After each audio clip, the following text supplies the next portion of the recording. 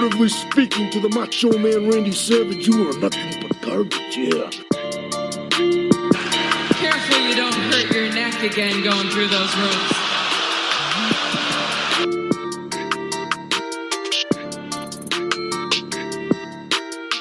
Austin 316 says I just whipped your ass.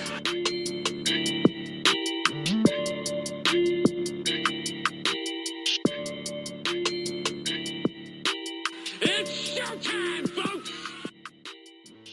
Welcome, episode 41, Boot to the Face Radio. I am Chris Rucker, along with my host, Marty Vasquez. And before we get all of the other stuff going, let's get the bullshit out of the way. Follow us. Twitter, at Boot to the Face with number 2. Instagram, at Boot to the Face _. Find us on Facebook and go to ProWrestlingTees.com/Boot to the Face to find all your B2TF merchandise, all 2 of them.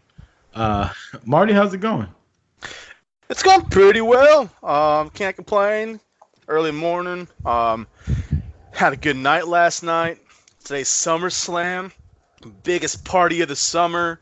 I got my warm cup of coffee, which is the complete opposite from what I'm usually drinking while we record. But after the last episode, I think this is a good substitute.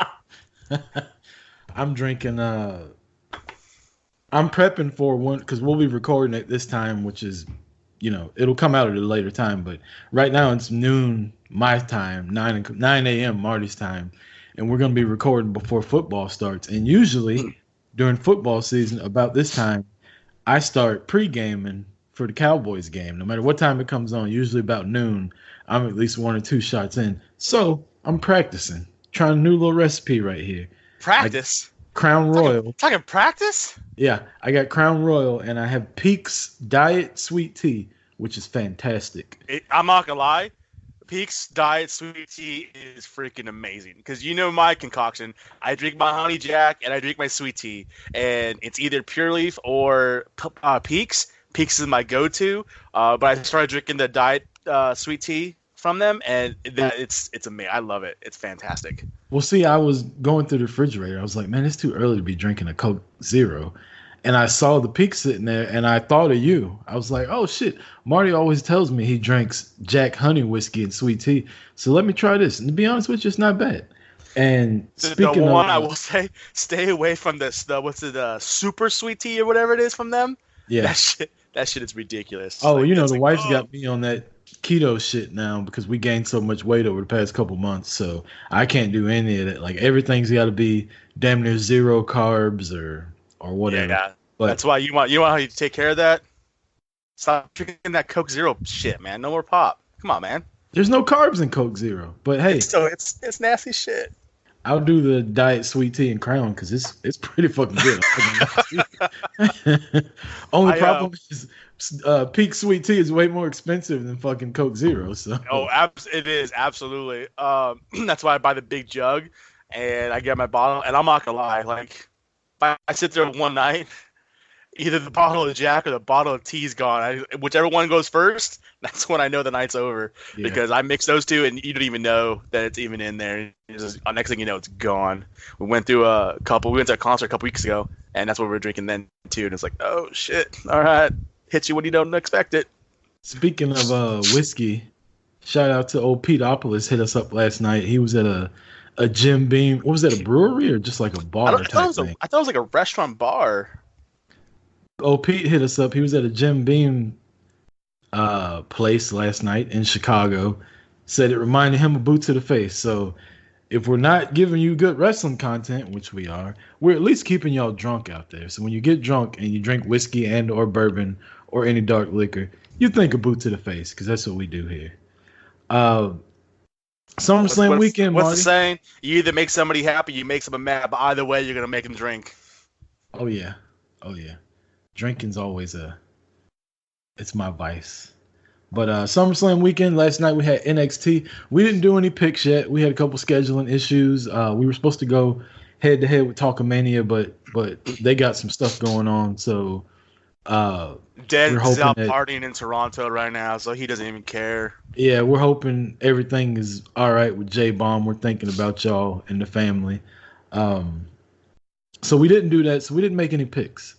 Last night, I unofficially put in boot to the face picks versus like Irish Whip was in there, Smart to Death was in there. There's a bunch of people just tweeting their picks back and forth. And I have to say, Marty, so an easy win. You would be proud of me. Oh yeah. I kicked it. We didn't take official scoreboards. Or anything. You're talking about for NXT.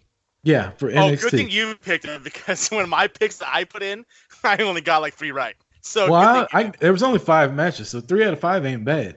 But everybody picked the Undisputed Era to sweep, and I made my picks. I'm not gonna lie. I picked the Street Profits, and everybody's hitting me up like the Street Profits. I'm like, yeah, they want the smoke, and they brought the fucking smoke. Here's the thing with Street Profits. Like, I wanted them to win. My thoughts going into there was I wanted them to win, but they've been on the main roster every freaking week. So it's like, why are you going to keep having them on the main roster? Why don't you just put them on the main roster? So my thoughts were like they were going to finally get the belt off them to put them on the main roster, insert them into the championship picture there, considering that everyone else they're trying to bring up just isn't working and they need some new blood because, well, some other people have some higher content in their blood, so they can't really be around too much. And I was also thinking that they were going to go the Undisputed Era route, have 3 brands and 3 factions basically running all 3 brands with UE, the New Day, and the club, and all 3 factions having all the titles. So I kind of thought that was the route they were going to go. I wanted Street Profits to win, but I honestly thought that this was going to be the opportunity to get them back on the main roster full time. You know what your problem is with your picks? You're doing like most marks are doing. You're reading too much into stuff, man. So what? They've been on the main roster. They are the best tag team going as far as entertainment and in-ring and NXT. Why they need to be in the. That's why they need to be on the main roster in that main title picture for 8. They need to stay in NXT, get more eyes on NXT, which is the point of putting their entertaining asses on Raw every week. You think, oh shit, the Street Profits, man, they're funny. Oh yeah, they're NXT tag champs. That's why they always got the belt. So you're more liable to go back, watch NXT, see the Street Profits. But speaking of the Street Profits, Montez Ford, and deservingly so, gets all the credit for how good he is in the ring. And everybody overlooks my boy Dawkins. And that motherfucker, he shined last night. I'm talking, he did a couple moves where he just picked up one half of the Undisputed Era and just like tossed him across the ring into the other guy. I mean, that boy is, when he gets going, he's like a damn freight train. Yeah. I thought that was a great match to start the card off. It actually it wasn't the best match of the night, but it was a fantastic match. It really, I put it on, and I'm like, all right, we'll see what happens. It's TakeOver, so I'll watch. Wasn't really too thrilled about the card. There's some things on it that I was like, whatever. But that first match between them and Undisputed Era really got me into it, and I was ready to watch the rest of the card. It was a great starting match. It was. And to go back to what we were talking about, I got 4 out of 5 right. The only one I got wrong was Shayna. And I've picked against Shayna ever since Evolution last year. And eventually I'm going to learn. And when I finally pick her, the motherfucker's going to lose. So I got 4 out of 5 right. Everybody else picked Undisputed Era to sweep. I got Cole right, which was a great match. We'll talk about that in a second. Yeah. As far as I picked Shayna too, I picked her to win, but I didn't like Mia Yim. I didn't realize she was a hometown girl. She's from out here. She's from like 20 minutes from where I live. I didn't know she was from out here. That's pretty cool. Yeah, she's from the hood of Fontana, California, because they got hoods in Fontana. Oh, fuck out of here. They got NASCAR racing in Fontana. Ain't no fucking hood out there. Fontana. So, might be some meth heads. I'm not gonna say too much about Fontana because never mind. Well, you hold your tongue on that, and we'll go to the next match, which was okay. I'm a Becky guy. I love Tessa Blanchard. Like, those are my Mickie James. Those are my Sasha Banks. Like, I love women's wrestling, and I have my core group of people that I follow. Like I said, Becky, Mickie, Tessa Blanchard, and Sasha. Io Shirai has surpassed all of them since, and Toni Storm's on my list too, since Evolution last year. That was really the Mae Young was the first hit I got of her, And ever since then, man, it's just something about her. Like you just Io is what Asuka wishes she was in NXT. Even as Asuka was a badass in NXT. I should say in WWE. Asuka, Io translates to the main roster. Asuka didn't. Absolutely, and I've been a fan of Io from day one. I've always liked her.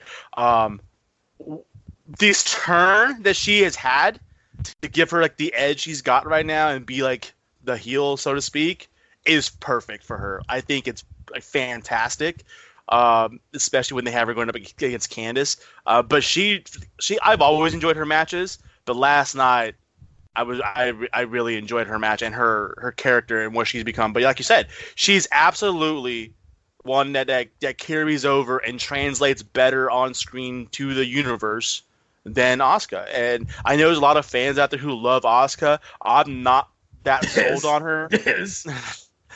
You know, they want to run his parade. He's had a big weekend. He got to meet her this weekend. I'm not gonna take it away from the guy. WrestleMania too. He's met her twice. That's now. True. He looked a little stalkerish yesterday though. Using Google Translate and shit when he meets her, Konnichiwa and all that shit. But yeah, like Asuka just doesn't do it for me. I get she's a great wrestler, but I don't think she's. I don't know. I think she's. I don't want to say overrated, but I think she gets more attention than she deserves. But as far as like, she just doesn't come off on the mic. Obviously, there's a reason why they have her with Paige. But who can't speak a lick of fucking English either. Yeah. So what? She's looking very old school Paige. Transylvania. Oh, never mind. I apologize. You don't like that look? I married an Irish woman, so I'm into the pale. I like a little tan.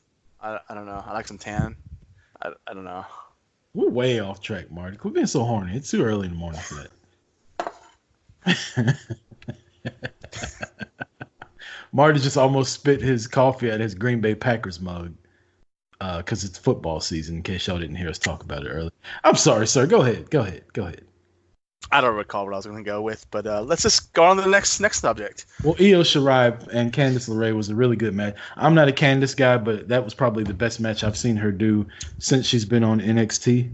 And to go with that, I thought that was a good match also. I think, personally, unfortunately, because it was Candice, it held it back from being a great match. If it had been somebody who was a little bit more experienced or a little bit better off in the ring, I think it would have been a top tier match that we'd be talking about, a long time from now. But she did for what she did. She did have a solid match with Io yesterday. Let me bring up two small points before we move on. One, I tell you all the time, I love the little things in wrestling. Candice kicked out of the moonsault and Io snapped, and she put her in that submission move. And instead of Candice tapping, Io grabbed her hand and stopped her from tapping out and made her pass out. Like, if you didn't catch that, you didn't catch it. But if you caught it, you thought, oh, shit, like this bitch is crazy. Yeah. And the other thing was Io's attire last night. I saw a lot of people saying it was a little Becky Lynch-ish with the black and yellow trim. So I'm wondering, is Becky going to have new gear coming? Because I like the gear Becky was wearing last year around this time when she was doing SummerSlam and Royal Rumble and all that, the little one piece she had. I thought that was dope. This fucking Kill Bill stuff, I'm not feeling at all. But that's. I wanted to go back to the steampunk. I can't stand. I didn't like the steampunk. I stuff. love the steampunk, and I don't like the one piece. And right, the Kill Bill thing is still kind of like well, okay, but the steampunk, that's what made me fall in love with that woman, man. Like, give me the steampunk back. Go in between the steampunk and the Kill Bill. I'm telling you, go watch the first women's Royal Rumble or last year's SummerSlam or this year's Royal Rumble. The outfit she had on then, that's that good shit there. And that's all I'm gonna say about that because I like being married. Talking about me being 21, you're over there talking about Becky and Trim and shit. Hey, chill out. Double Team Dream versus Roderick Strong versus